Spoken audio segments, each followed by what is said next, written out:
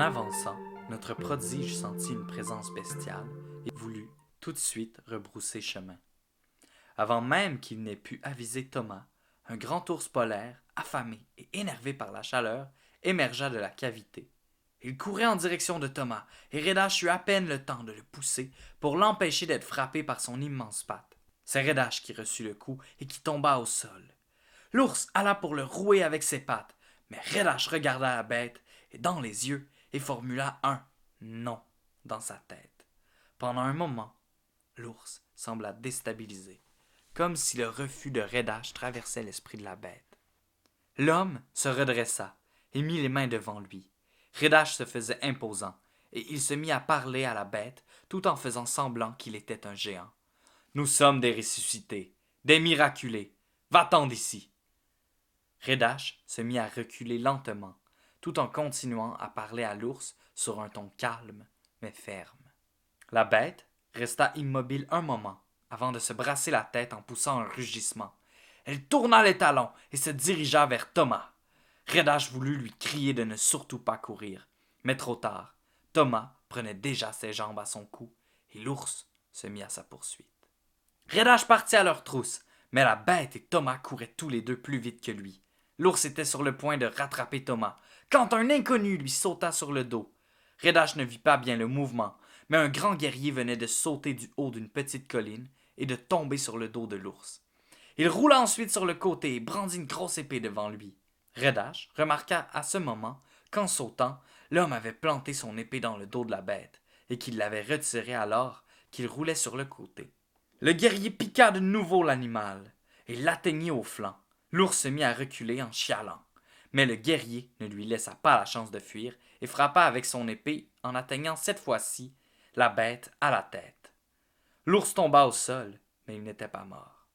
Le guerrier, qui portait une vieille armure datant de l'époque médiévale, avança et acheva l'ours.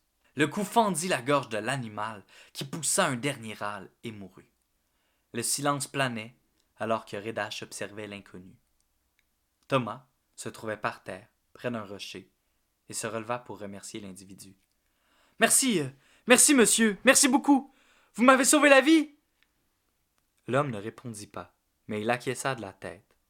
Redash avança vers lui et se douta que l'homme, devant eux, ne connaissait pas leur langue. Il le regarda stupéfait. L'une des théories qu'il s'était fait venait d'être prouvée par la présence de cet homme. Ce n'étaient pas seulement les gens du 21e et du 22e siècle qui avaient été ressuscités, mais tous ceux de toutes les époques confondues. Redash avait la certitude qu'un tri s'était fait, et qu'Élie avait ressuscité les meilleurs humains de toutes les époques confondues. Juste à le voir, Redash se doutait que l'inconnu devant eux était un homme honorable et un guerrier hors pair. Malgré le fait qu'ils ne se comprenaient pas, Redash ne fut pas surpris que l'inconnu accepte de les suivre. Durant la route, Redash tenta de comprendre le chevalier. Grâce à ses nombreux souvenirs de l'ancien monde, il parvint à communiquer avec lui et remarqua que Gaston, le chevalier, parlait un vieil anglais.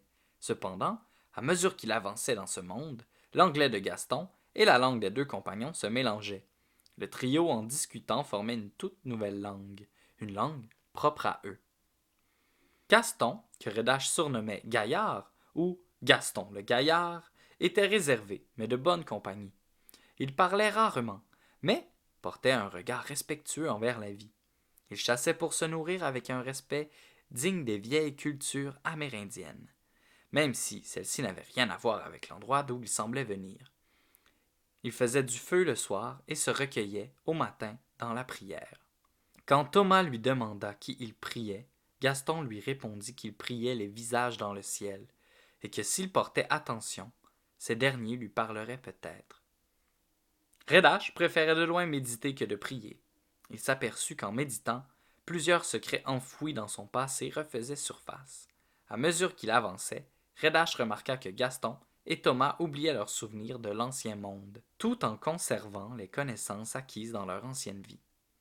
Même si Gaston ne se souvenait pas de son père, il savait que ce dernier lui avait enseigné à dresser et à monter un cheval. Redash ne fut pas surpris qu'il réussisse à dresser une première bête en quelques essais seulement. Il fut néanmoins saisi par sa propre aisance. Redash semblait avoir une connexion mentale avec les autres formes de vie.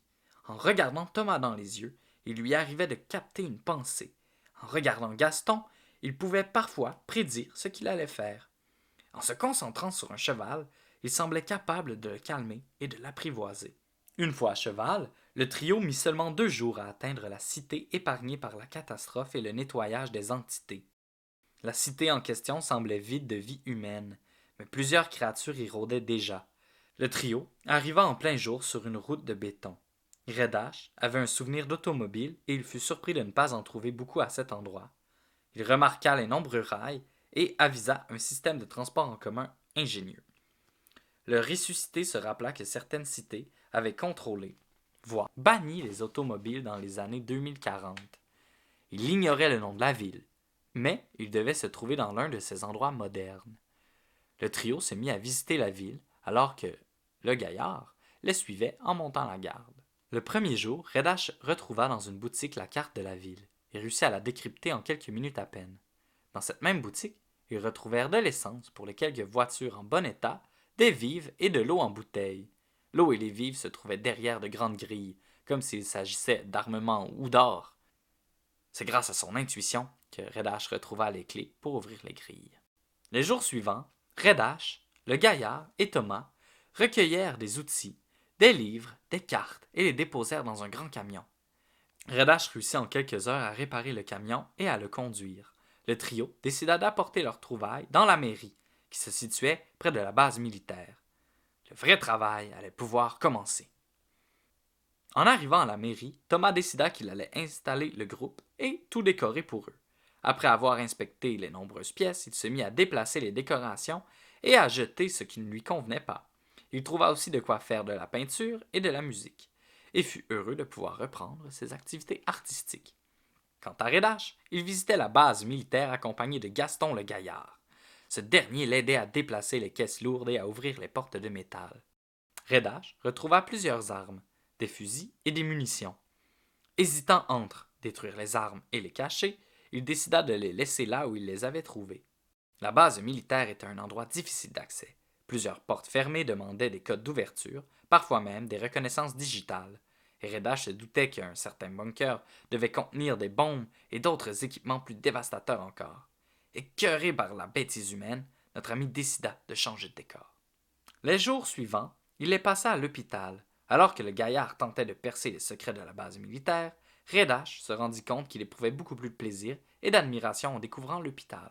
Il réussit même à faire fonctionner un ordinateur et s'intéressa aux archives.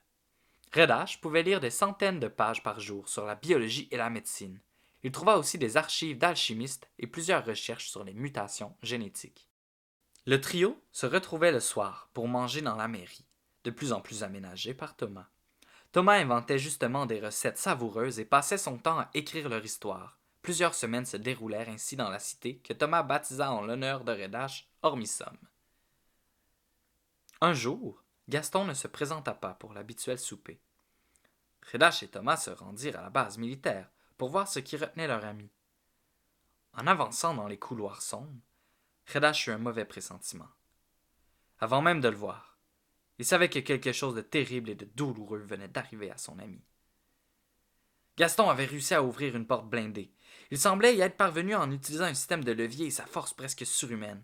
Malheureusement, la porte avait été piégée et un gaz avait brûlé la peau du gaillard.